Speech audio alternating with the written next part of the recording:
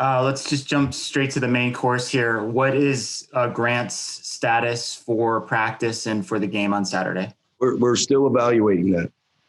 Okay, so we'll see where he is. If he can go, he can go. If not, I think it's too early to even talk about that.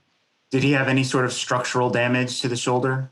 I'm not going to go specifically on where he is right now, but he wants to play, but we're going to he and his family in our conversations and with our medical team, we're going to do the best thing for him in his career. So we'll see where he is. Upon further review, what did you think of Will Plummer's performance against UCLA? Well, for a guy who didn't even get a chance to warm up because, Grant walked off the field, didn't have, and didn't have a chance to throw a football or do anything for a guy that has never played at this level to go out there and do what he did was, I thought it was a pretty good performance. Could he have been better? Yeah, there's mistakes he made. He made plays with his legs. But certainly with one play notice, 20-second notice, get in there and do what he did. I think, he performed at the way he's performed during practice. And, the two picks, not necessarily his fault. We had routes that on the late one that guys broke off and he was anticipating something, but trying to get the ball downfield, he got hit a bunch, but he's a tough guy and he moved the chains. I mean, second half, it seemed like the defense got a lot more stouter. They got a lot more 3-and-outs. Anthony Pandy, after the game, said that at halftime, they talked about doing a better job of tackling. Was there anything else that you saw in the film?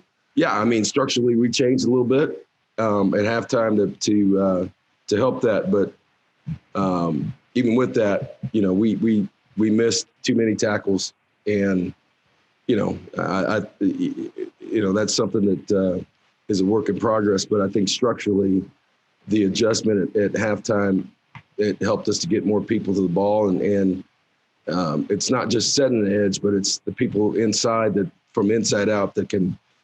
After you set that edge, it's running to the ball and guys that get free by angles and blocking.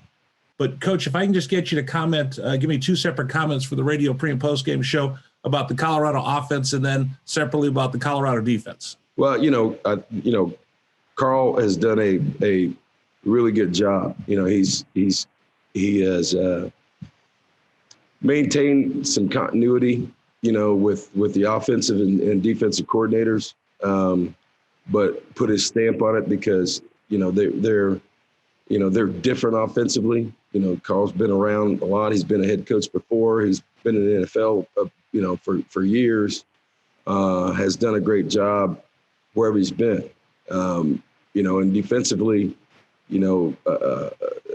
they've changed. I think they've gone back really the coach has gone back to his roots as a defensive coordinator, being at Georgia and a lot more pressure, a lot more man-to-man, a little different style, so, defensively they're playing at a high level. I mean, they're second in the league in total defense right now, and second in run defense. So they're doing a lot of different things that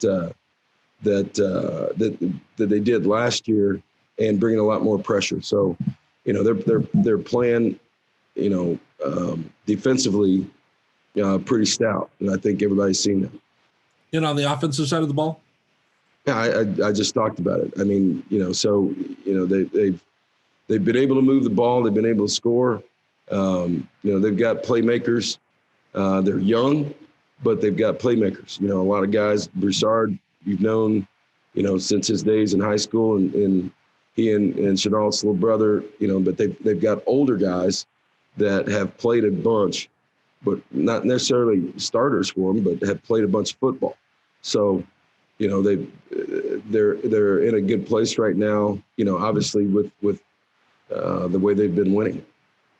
I don't know if opt out is the right term to use, but according to our reporting and some of their own declarations, Christian Young, Bobby Wolf, Malik Hausman, and Mackenzie Barnes are no longer with the team. Is that true?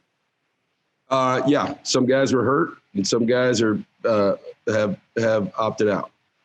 Okay, but as I've said before, Mike, we've had guys that have gone on social media and said that, and then you've seen them play the next Saturday, right? Okay. So there's been a lot of reactionary stuff it's 2020, right?